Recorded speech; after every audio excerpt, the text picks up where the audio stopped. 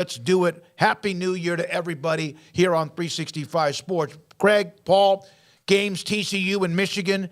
TCU controlled that game pretty much from start to finish, and then Georgia in the comeback against Ohio State. Yeah, I mean, they were leading the game, but I don't like control. I don't know if you could call the third quarter and the early part of the fourth quarter control for either one of them, because it was, I think, by definition, that got out of control, and it was nuts. I do think there's so many things I've read or seen over the last few days. Ari Wasserman wrote an article about that TCU's, the biggest threat to Stars Matter, and then I think about some of the things that Craig has said over the months about the 12-team playoff, where teams are like, or people who are against are like, well, they'll all be blowouts. Well, maybe they will be, because there have been a lot of them. But what if more of the games are like that? What if they're like that? What if you have good games? And I don't think that we're seeing like a full-on sea change, and that TCU is at the head of some sort of changing of college football. What I do think, though, is that there is more likelihood that teams that are not favored to do much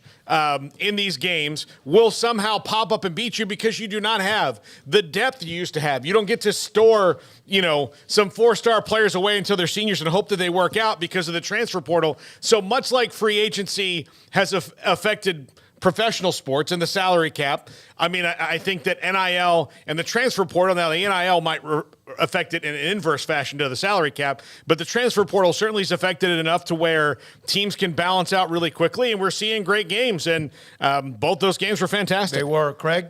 Yeah, I mean, those were two incredible contests. I don't think you could have drawn it up or asked for any better than what we got. And, I do think when it comes to the playoff, if you want to state that teams like TCU and the new format will not be able to do what they did and then do it 2 more times after that, then I think that there's, a valid argument that can be made. However, they're not going to be playing a team like Michigan every single one of those games. They're going to be playing, USF or UC, or somebody like that in the first round, depending on where they're seated, and then they'd play a South Carolina or an LSU or something like that in a second round, and then they'd get to probably your Michigan or Ohio State or someone along those lines. We really don't know just yet, but I do know that there's still the argument of, this is why the 4 team's perfect, is because, see, this is exactly how we just got the most perfect example of a 4-team playoff ever, and it's the first time we've got anything close to that. So I do think we finally saw the beauty of what the perfect 4-team bracket could look like,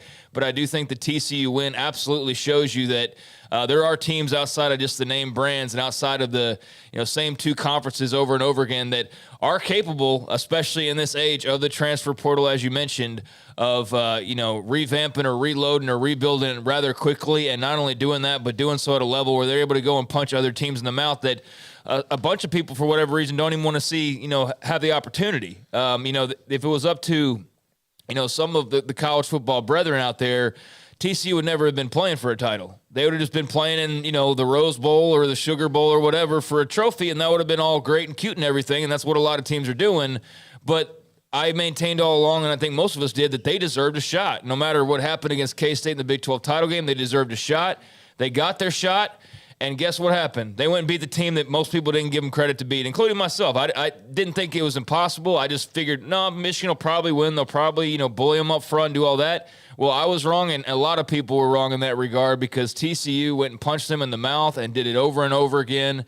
And we're just, mightily impressive in being able to pull out another close win. So was glad to see the Frogs get the opportunity and take advantage of it. And then on the other side of it, Ohio State, Georgia was incredible. And what a way to ring in the new year. And I know we'll talk about that more in depth. You couldn't have gone wrong with, either side really in that game. And I do wonder, just the question I had was, did that work out in the end better for TCU that Georgia won, or worse for TCU that Georgia won? I tend to think that they'd rather play Ohio State, but, regardless, they're getting a shot at a national title, and that's pretty special. Well, let me put it this way. TCU's in the national championship game. All the debate about who should be there, they earned it, and every time Michigan tried to throw a haymaker to get back in it, and every time 21-16 or whatever it was, TCU answered. Temple's Quentin Johnston with an incredible play on a little drag route over the middle that he turned into a 70-something yard touchdown. TCU and Georgia. That's a week from today for the national championship. We'll have plenty of time to break that down and hear from various people, including today Tim Brando will join us at 5. He predicted that Ohio State would beat Georgia. He was just off.